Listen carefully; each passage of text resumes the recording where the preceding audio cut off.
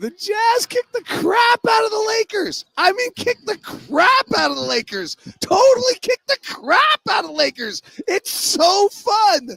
Talk about it with me. Say it with me. It's next on POSTCAST. Yeah! Love this.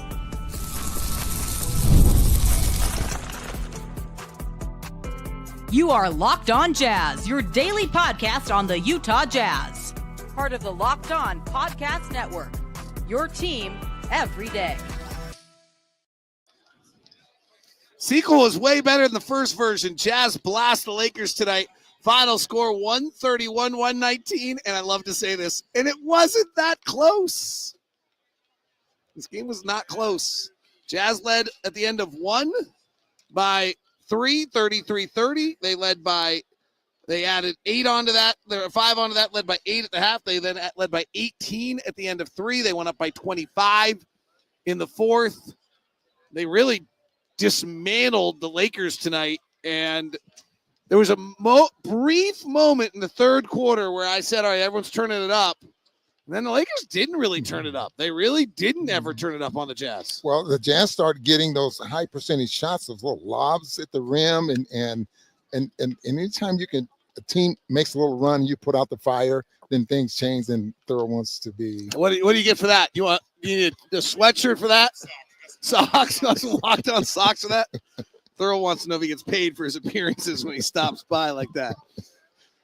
But this was a fun game, and again, I can't say enough about that first quarter. The first quarter, I thought, gave the Lakers a message that, you beat us the other night, but we're not going to roll over here tonight and let you beat us on the home floor.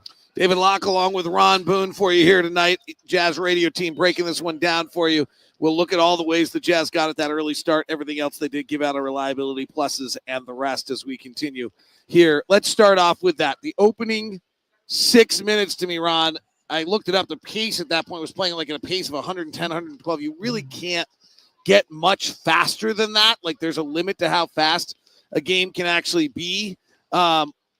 What did that pace? How did they get that pace? And then what is that you think it said to the Lakers? Well, what it said, let's go first of all for the Jazz. What it said for the Jazz is that you get high percentage shots and you're moving the basketball and you're running up and down the floor, meaning Collier or Jordan Clarkson was probably the energy of that first quarter.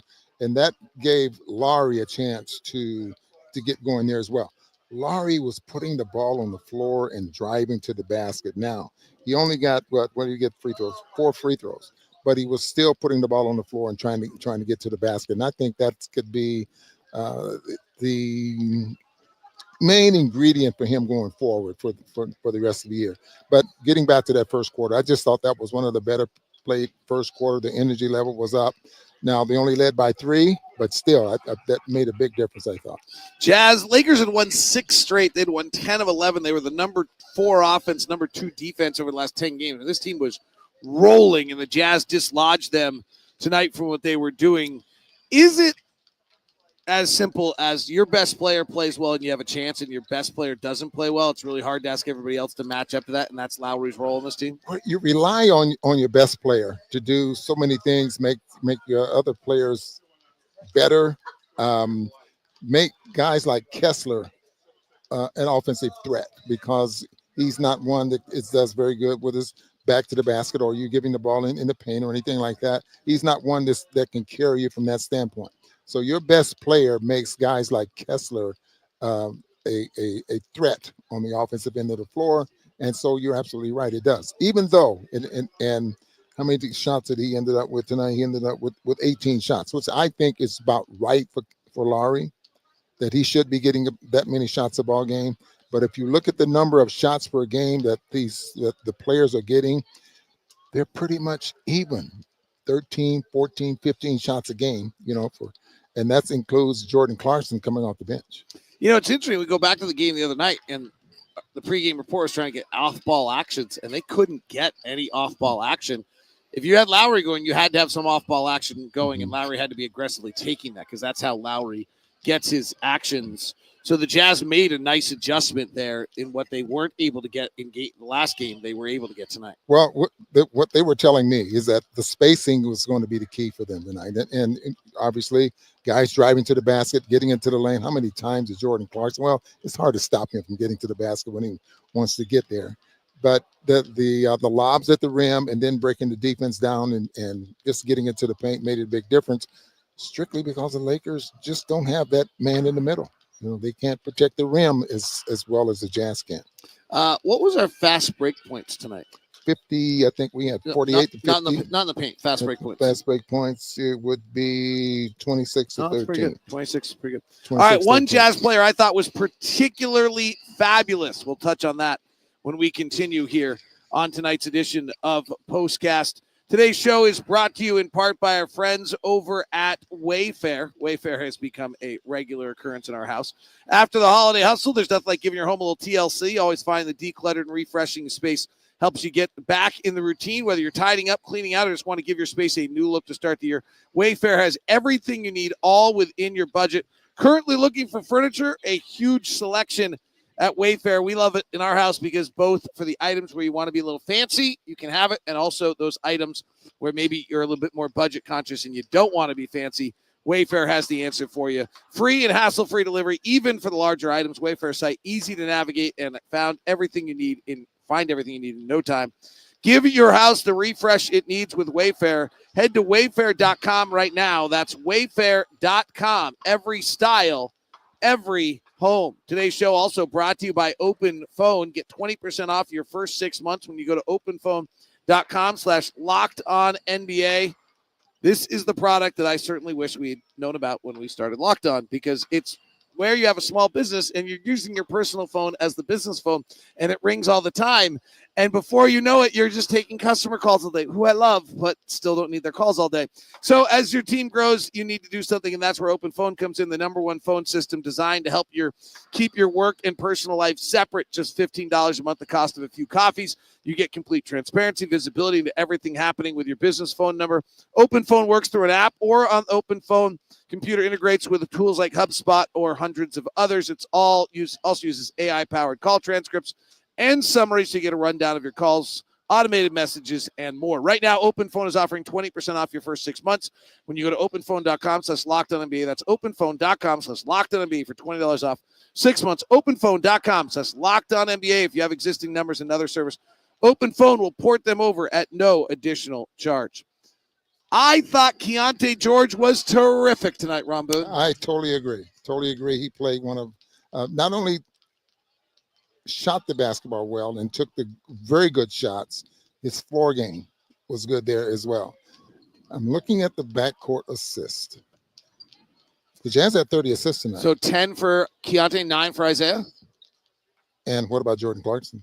I don't have any idea. The Jazz had I didn't know he got assists. 30 they had 30 assists. 26 assists came from our guards. Oh, that's good. Yeah. 7 for Jordan? 7 for Jordan. He does pass. He added it to his game a few years ago. Yeah. I'm just having fun because it's all fun and giggles when you blow out the Lakers. But Keontae's floor game was just, I thought, was right on. Just spot on. Very confident and didn't speed up, wasn't forcing shots or anything like that, but it was a great floor game. I thought he played faster tonight. I think he's learning a little bit from the way Isaiah Collier's playing. He's good playing point. faster. Yes, that really makes a big difference when he plays fast. And what's interesting about that, by the way, and I don't know this, I haven't talked to Key about this. I'll try to see. I don't know that I'll get it. I don't know that I know Key well enough, honestly, to get a good answer out of this.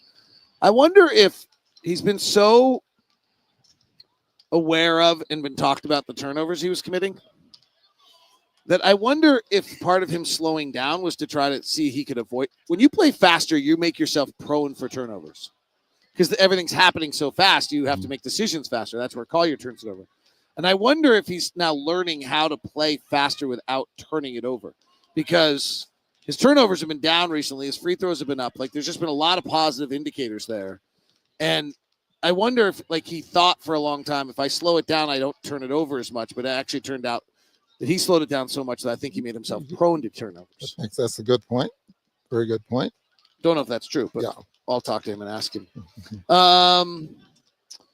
Walker's cool to me tonight because they don't have a center. Jackson Hayes gets hurt, and then they really don't have a center. Then they're playing Alex Len and Koloko, and he dominated. Yeah. And Walker has now reached a point when we play teams that don't have a center, he dominates. He dominates, absolutely, and he should. Right, but I don't think he could have done that a year ago. Like when we play Jared Allen, he's not going to dominate. Or when we play Zubac, he's not going to dominate. Those guys are really, really good. So is he more active now? And I'd have to say yes. Are they setting him up to the point where he can be more active? And I'd say yes to that as well. And you pointed out many times, he does run the floor. Yes. I mean, sometimes he doesn't get the basketball, but if he's running the floor, he's taking somebody with him. He's making it's a possibility. He's creating a possibility is what I'm trying to get to, that, yeah, he could get something in transition. Can you explain to me? So if I come out and play and I just go all out, all gusto, what do I last? 2.5 minutes in an NBA game? Like if I just play as hard as I possibly could every second, there's an opening jump and I'm just go as hard as I can. Like I would last what? I'm gonna not agree with you on that. That you should, I know where you're getting to this point. You should be tired or something like that. Yeah, I'm just trying to. I think Walker's learning how to play hard. I think there's an art to how you play hard in this league. Could be, but I do think this time of year, these players should be the best condition of their life. They should be the best condition of the year for them. So are they well enough conditioned that they could come out, get in your shorts, 55 feet, every possession for 8 straight minutes? No, not that. Okay. Not that. But they are still should be in some of the best condition of the year right now. I mean, especially if the coaches now, you notice that coaches don't practice. It's sometimes it's hard. Even a shoot around, they're going through their game plan and they're running plays and stuff like that, but they're not really busting it and working real hard because, they don't want the body to shut down and to the point where you become injury prone. But as far as conditioning, you should probably be in the best condition of the season at this point. Pretty great night for the Jazz. They were fabulous. They played with tempo. They moved the basketball. It popped. The arena rocked. They killed the Lakers, which is fabulous. The only concern I have about the Lakers is whether or not they're slow. That's the only thing I saw tonight. Yep. That when they get you to the half court, they're gonna beat you up. But the Jazz beat them up in transition the other night. We talked about it in the open. I said in the open, the Jazz points per transition, I think it was 1.4 in transition. And if they could do that again, that was the first geeky stat note I gave of the night. And you wonder if after 2 nights, it's not a big sample size, but are the Lakers slow? That would be my only question.